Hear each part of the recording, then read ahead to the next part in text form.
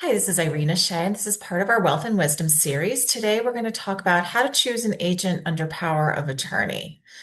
So, let's talk about what is power of attorney.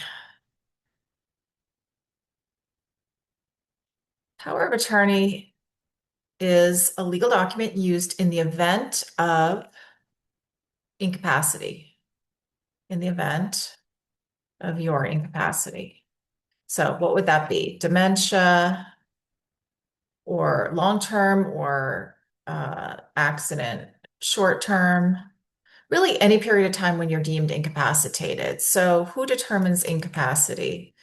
Doctor's note. You got to get evaluated by a doctor, and that office provides a brief letter saying you're no longer capable of managing your financial or legal affairs, and that changes control from you to your agent. So just to understand the terminology better, the principal is you, and the agent is the person you authorize to handle your finances.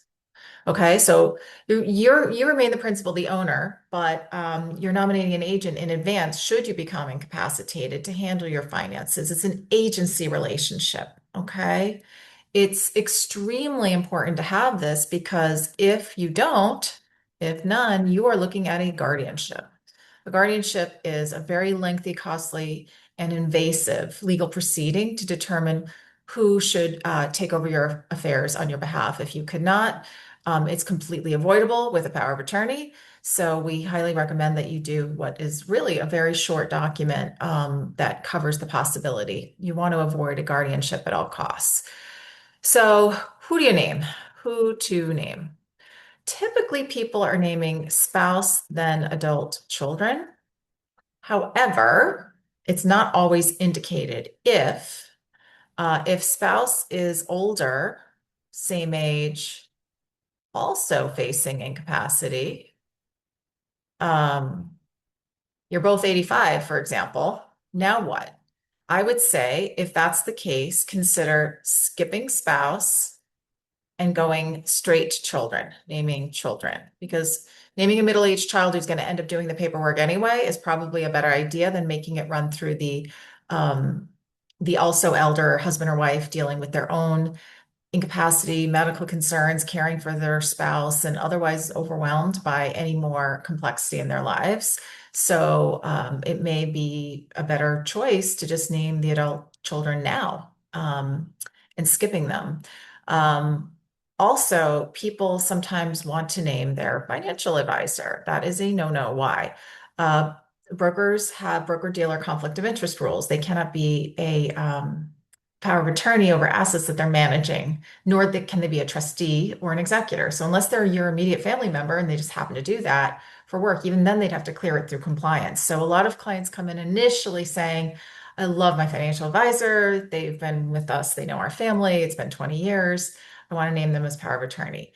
Logically, maybe that makes sense, but they are going to be prohibited from doing so because of their own conflict rules, conflict of interest rules. So you got to go to other choices. All right. So um, children, typically middle-aged children or adult children, they have to be adults. Okay. What kind of characteristics of the person would you choose? You would want someone who is very ethical because they're going to be managing your finances. You want them to be organized. You want it to be the spreadsheet person in your life. Okay.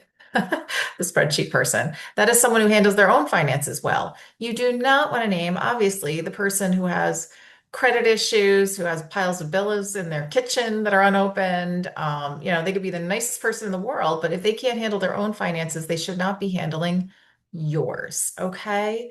Um, it'd be great if you happen to have in the family a CPA, an attorney, I don't know, someone who's already kind of good at this stuff and likes it. That would be ideal. Um, in terms of geography, not so important. Okay. Not so important. It's really important for healthcare, for example, but not so important for this. Everything kind of is online bill pay, auto pay. can be done online. Most of this can be done online.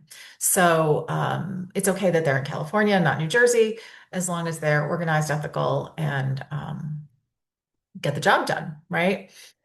This is also could be a long-term job. So if you're incapacitated for a period of weeks, months, or years, you want someone who's on board with potentially handling that for you long term. It also often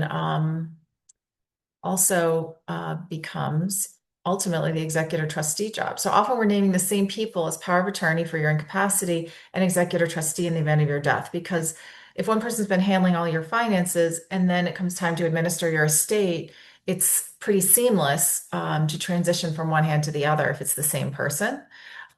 So it's think of those people sort of as tandem roles. So again, that becomes at least a simpler decision, and also could be different from your healthcare representative. So here's what I say. If you're an older adult and you're naming your adult children in these roles, think of one person to be by your bedside handling your healthcare and another one with the checkbook handling the bills. Don't overwhelm one person. Let it be a job share. So the person who's more attuned to medical issues and the other one who's more attuned to financial issues. Don't name all one person. It can be overwhelming unless that's all you've got to work with. Consider a healthcare representative and a power of attorney as different, okay, as a job share. Think of it as a job share, of meaning sharing the job of your incapacity, right? Potentially.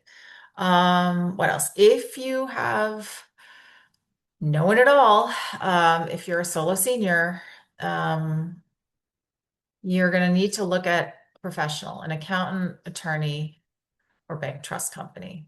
Okay. Someone needs to do the job, but it's probably going to be a paid professional because if you have no one else, that's what you're looking at. What else? So these are all very important considerations. It's good to talk about these things before even coming to the consultation to have some rough idea of who these people might be. But we certainly talk you through it on our whiteboards, which are like our estate planning blueprints in our initial consultations. So if you would like to learn more, go to our website at irinashea.com, click the Get Started tab, and um, there is no charge for our initial consultations.